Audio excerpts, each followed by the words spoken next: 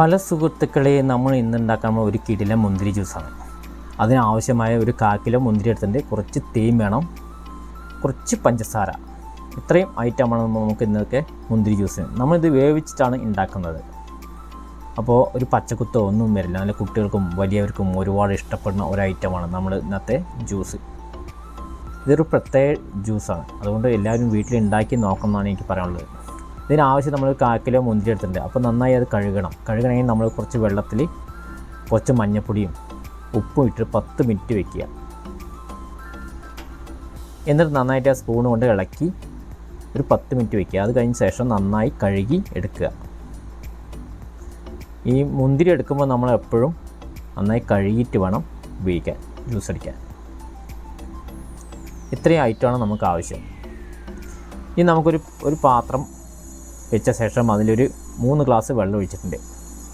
എന്നിട്ട് നമ്മൾ ആ മാറ്റി വെച്ച കഴുകി വെച്ച് വൃത്തിയാക്കിയ മുന്തിരി നമുക്കതിലേക്ക് ഇടാം.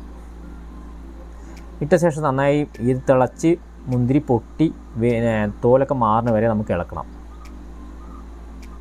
ഇത് കുട്ടികൾക്കും വലിയവർക്കും ഒരുപാട് ഇഷ്ടപ്പെടുന്ന ഒരു ഐറ്റമാണ്. ഈ ചൂട് കാലത്ത് കഴിക്കാൻ പറ്റിയ ഒരു ഐറ്റമാണ്.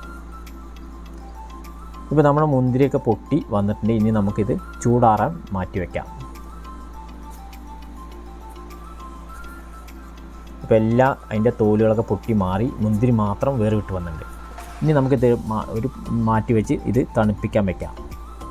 തണുത്ത ശേഷം നമുക്കൊരു ജാറിലേക്ക് മാറ്റാം.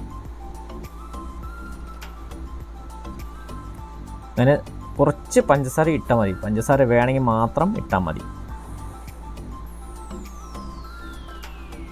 പിന്നെ നമുക്ക് ആവശ്യമായ തേനാണ് ആവശ്യം. നമുക്ക് കുറച്ച് തേൻ ഒഴിച്ച് കഴിഞ്ഞാൽ പ്രത്യേക ടേസ്റ്റാണ് തേനിന്. പഞ്ചസാര വേണമെങ്കിൽ മാത്രം ഇട്ടാൽ മതി, ഇല്ലെങ്കിൽ തേൻ ഒഴിച്ച് നമുക്ക് ജ്യൂസ് അടിക്കാം. അങ്ങനെ നമ്മുടെ ജ്യൂസ് അടിച്ച് നമ്മൾ മിക്സിയിൽ അടിച്ചിട്ടുണ്ട്.